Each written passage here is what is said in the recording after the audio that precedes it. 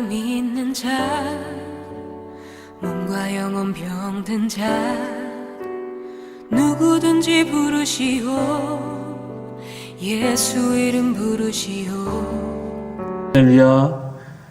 오늘 주시는 하나님 말씀은 요한복음 6장 16절부터 29절까지 말씀입니다. 성경책을 펴셔서 이 본문을 살펴주시기 바랍니다. 요한복음 6장 16절부터 29절까지인데 제가 22절부터 29절까지만 읽어드리겠습니다. 이튿날 바다 건너편에 서 있던 무리가 배 한 척 외에 다른 배가 거기 없는 것과 또 어제 예수께서 제자들과 함께 그 배에 오르지 아니하시고 제자들만 가는 것을 보았더니, 그러나 디베랴에서 배들이 주께서 축사하신 후 여럿이 떡 먹던 그곳에 가까이 왔더라. 무리가 거기에 예수도 안 계시고 제자들도 없음을 보고 곧 배들을 타고 예수를 찾으러 가버나움으로 가서 바다 건너편에서 만나 랍비여 언제 여기 오셨나이까 하니, 예수께서 대답하여 이르시되 내가 진실로 진실로 너희에게 이르노니 너희가 나를 찾는 것은 표적을 본 까닭이 아니요 떡을 먹고 배부른 까닭이로다. 썩을 양식을 위하여 일하지 말고 영생하도록 있는 양식을 위하여 하라. 이 양식은 인자가 너희에게 주리니 인자는 아버지 하나님께서 인치신 자니라. 그들이 묻되 우리가 어떻게 하여 하나님의 일을 하오리까? 예수께서 이르시되 대답하여 이르시되 하나님께서 보내신 일을 믿는 것이 하나님의 일이니라 하시니. 아멘. 네, 오늘은 이 본문 말씀 가지고 하나님의 인생 가이드 법칙, 하나님의 인생 가이드 법칙이란 제목으로 하나님 말씀 증거하도록 하겠습니다. 오병이어 이후에 예수님은 홀로 산으로 기도하러 가시고 제자들 보고 배 타고 가버나움으로 가도록 보내셨습니다. 제자들이 배를 타고 가다가 큰 바다 한가운데에서 큰 바람, 풍랑을 만나서 침몰 위기에 빠집니다. 이는 제자들을 시험하고자 함이었습니다. 인생을 살면서 우리가 알아야 할 것이 있습니다. 하나님이 인생을 이렇게 가이드하는 법칙이 있다는 것입니다. 이 굉장히 중요한 이 말씀인데, 이 말씀 우리가 오늘 통해서, 이 본문 통해서 깨달으시기 바랍니다. 몇 가지만 살피겠습니다. 첫 번째, 하나님의 인생 가이드 법칙. 인생은 배움이고 테스트다는 것입니다. 인생은 배움이고 테스트다. 하나님이 우리에게 복을 주십니다. 기적을 주십니다. 그리고 그 복과 기적이 평생토록 남도록 테스트를 하십니다. 학생들을 잘 가르치고 선생님이 시험 보는 것과 같습니다. 오병이어 체험 후에 제자들의 믿음이 자랐을 것입니다. 이것을 테스트하는 것입니다. 그래서 풍랑 시험이 있습니다. 예수님은 즉각 나타나시지 않습니다. 제자들은 기다려야 하고 확신을 가지고 뚫고 나가야 합니다. 예수님은 제자들의 믿음을 굳게 하기 위해서 기다리고 계십니다. 어디에서요? 산 위에서요. 한국의 어머니들은 기다리지 않고 애가 넘어지면 막 곧장 가서 세워주고, 공부하다 모르면 금방 막 뭐라고 하고 애를 태우죠. 이 유대인 어머니들은 답을 찾을 때까지 기다려준다고 합니다. 헬렌 켈러 가르친 설리반 선생님은 천성적인 시각장애, 청각장애자 헬렌 켈러를 박사학위 2개와 4개 국어를 구사하도록 도와준 위대한 선생입니다. 이 헬렌 켈러가 물이라는 단어, 물론 영어로 했겠죠. 물이라는 단어를 가르치는데 이 한 단어 가르치는데 6년 걸렸답니다. 여러분, 우리 하나님도 기다림이 하나님이십니다. 탕자 비유 보십시오. 끝까지 기다리는 아버지의 모습으로 하나님을 소개합니다. 그러므로 하나님 아버지가 포기하지 않는 이상 우리도 기다려야 됩니다. 우리가 버림받았다고 느끼는 순간이 있습니다. 하지만 하나님의 선택된 사람은 결코 버림받지 않습니다. 우리가 이 사실을 알지만 때로는 우리가 부르짖어도 응답이 없을 때가 있습니다. 그런데 하나님은 버리신 것이 아니라 기다리신다는 것입니다. 그래서 이사야서 30장 18절 보시면 그러나 여호와께서 기다리시나니 이는 너희에게 은혜를 베풀려 하심이요 일어나시리니 이는 너희를 긍휼히 여기려 하심이라. 대저 여호와는 공의의 하나님이시라. 무릇 그를 기다리는 자는 복이 있도다. 여러분, 그러므로 이 제자들이 괴로이 노젓는 모습은 안타까운 순간이지만 이것이 바로 승리의 비결입니다. 역경의 밤, 인생에 매서운 바람이 불어닥치는 성도가 있다면 이 제자들 보십시오. 때로는 괴로움과 쓴잔을 마셔야 하나님의 일꾼으로 다듬어집니다. 이 성경의 인물들이 대부분 그랬습니다. 요셉의 17년 괴로운 생활, 또 모세는 40년 광야 생활을 했습니다. 또 사도 바울은 가이사랴에서 2년간 감옥 생활을 했습니다. 그래서 성도는 인내하고 기다리는데 베테랑이 돼야 됩니다. 버티면은 하나님의 베스트 타이밍에, 최상의 때에 하나님께서 나타나실 것을 꼭 믿으시기 바랍니다. 두 번째로 하나님의 인생 가이드 법칙, 우상 숭배와 행위 구원에 빠지지 말고 믿는 데 집중을 하는 것입니다. 제자들은 괴로이 노를 졌다가 예수님을 만나고 안전하게 호수를 건너게 됩니다. 그런데 예수님을 애타게 찾는 또 다른 부류의 사람들이 있었습니다. 24절부터 26절 보시면은 무리가 거기에 예수도 안 계시고 제자들도 없음을 보고 곧 배들을 타고 예수를 찾으러 가버나움으로 가서 바다 건너편에서 만나 랍비여 언제 여기 오셨나이까 하니 예수께서 대답하여 이르시되 내가 진실로 진실로 너희에게 이르노니 너희가 나를 찾는 것은 표적을 본 까닭이 아니요 떡을 먹고 배부른 까닭이로다. 무슨 말씀입니까? 너희들이 나를 따라오는 것은 너희의 목적을 이루기 위함이라는 것입니다. 여러분, 자기 목적을 위해서 예수님 따른다면 이건 우상숭배입니다. 신명기 5장 8절 말씀에도 너는 자기를 위하여 새긴 우상을 만들지 말라 그랬습니다. 성경은 탐심을 우상숭배라고 합니다. 왜냐하면 내 욕심, 내 욕망, 내 마음에 드는 하나님을 만드는 것이니까 우상숭배입니다. 우리가 인생을 살면서 하나님의 뜻을 따르다 보면 충돌할 때가 있습니다.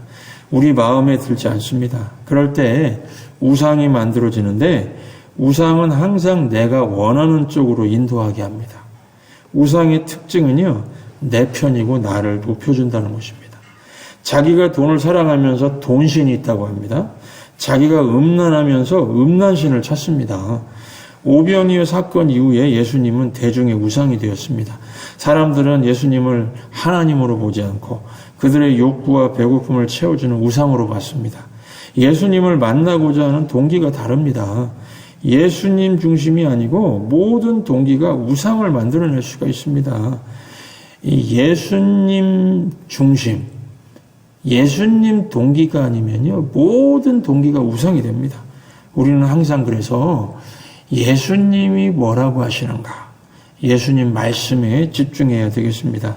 27절 보시면은 예수님 말씀하십니다. 썩는 양식을 위하여 일하지 말고 영생하도록 있는 양식을 위하여 하라. 이 양식은 인자가 너희에게 주리니 인자는 아버지 하나님의 인치신 자니라. 썩는 양식을 위해서 하지 말고 영생하도록 있는 양식을 구하라고 하십니다. 썩는 양식은 무엇을 먹을까, 무엇을 마실까, 무엇을 입을까 하는 것들이죠. 이런 것은 이방인들이 구하는 것이고 이것에 목매면은 우상숭배가 됩니다. 이런 것은요, 목맬 일이 아닙니다. 하나님이 당연히 주실 것입니다. 우리 생존을 위해서 필요한 것은 구하지 않아도 하나님이 주십니다. 그런데 더더 참 탐심이 들어가면은 우상숭배가 되는 것입니다. 성도는 이 차원을 넘어서 영생하도록 있는 양식을 위해서 일하는 존재입니다. 그러면 이 일은 어떻게 할 수 있습니까?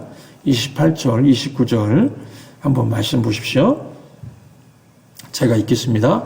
저희가 묻되 우리가 어떻게 하여야 하나님의 일을 하오리이까? 예수께서 대답하여 가라사대 하나님의 보내신 자를 믿는 것이 하나님의 일이니라 하시니. 믿는 것이 일이라는 것입니다. 그런데 사람들은 어떻게 묻지요? 우리가 어떻게 하여야 하나님의 일을 하오리이까? 이 행위 구원에 관해서 묻고 있습니다. 여러분, 신앙의 인생에서 이것도 정말 조심해야 됩니다. 행위 구원에 대한 이 유혹이 있습니다. 세상의 모든 종교들과 철학은 실천이 답이라고 하는 전제를 갖고 있습니다. 강한 권력, 절대 권력을 가지고 실천하게 만듭니다. 안 되면은 법조항을 늘려서 시스템적으로 지키게 합니다. 이 계몽주의 사상이라고 들어보셨죠? 계몽주의는 인간이 의지로 설득을 해서 교육을 통해서 실천하게 만드는 사상입니다. 공산주의는 모든 사람이 평등하게 똑같이 살자는 것입니다. 그런데 되지가 않습니다. 여러분, 아무리 실천을 위한 이론을 떠들어도 인간 뇌면의 이 죄성을 해결하지 않으면은 인간에게는 능력을 줄 수 없는 이론들입니다. 아무리 실천을 외쳐도 안 되는 존재가 인간입니다. 로마서 7장 18절 이하에 보시면 내 속 곧 내 육신에 선한 것이 거하지 아니하는 줄을 아노니 원함은 내게 있으나 선을 행하는 것은 없노라. 내가 원하는 바 선은 하지 아니하고 도리어 원치 아니하는 바 악은 행하는도다. 7장 24절 오라 나는 곤고한 사람이로다. 이 사망의 몸에서 누가 나를 건져내랴. 여러분, 그래서 예수 믿는다는 건 무엇입니까? 하나님, 저는 주의 말씀에 순종할 능력이 없습니다. 주의 성령이 내 안에 들어오셔서 역사하시면 나는 할 수는 없지만 주님은 할 수 있습니다. 라고 인정하는 것입니다. 하나님은요, 우리 마음의 모든 주권이 예수님께 가 있는 것을 통해서 일하십니다. 내가 뭔가 실천해 보겠다고 하면은 행위 구원에 빠지게 되는 것입니다. 사도행전 16장을 보시면 빌립보 감옥에 이 간수와 이 바울의 대화가 나옵니다. 내가 어떻게 하여야 구원을 얻으리이까? 이 감옥의 간수가 묻습니다.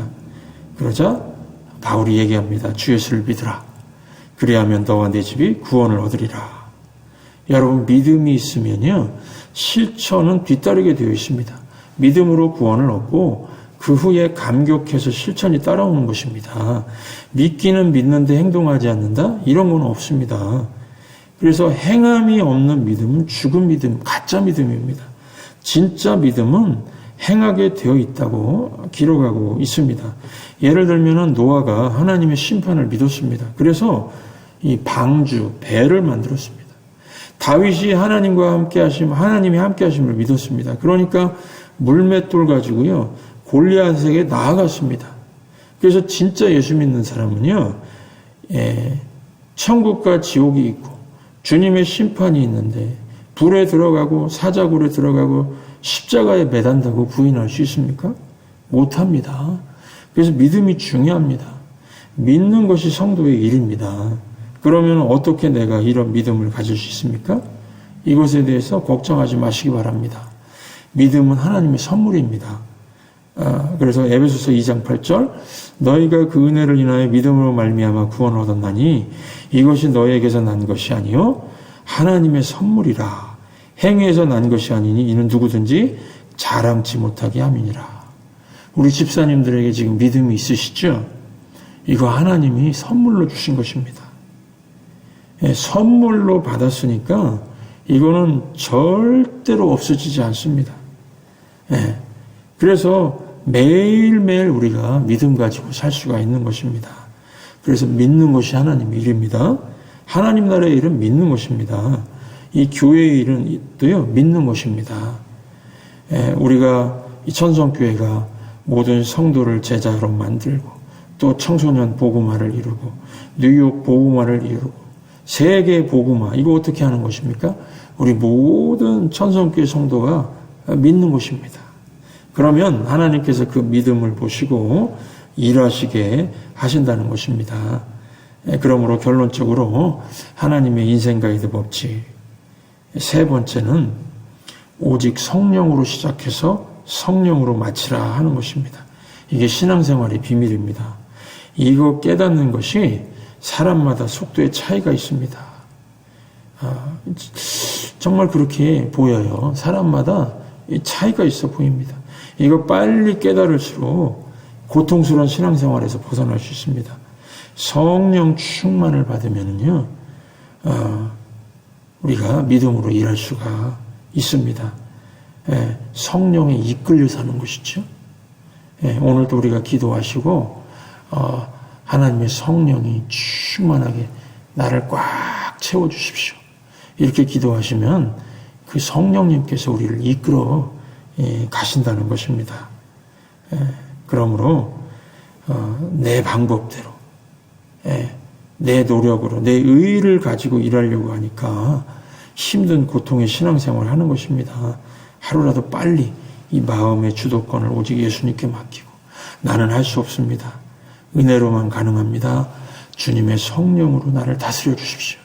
성령님이 나를 꽉 채워주시고 나를 다스려 주시고 나를 이끌어 주시고 인도해 주시옵소서.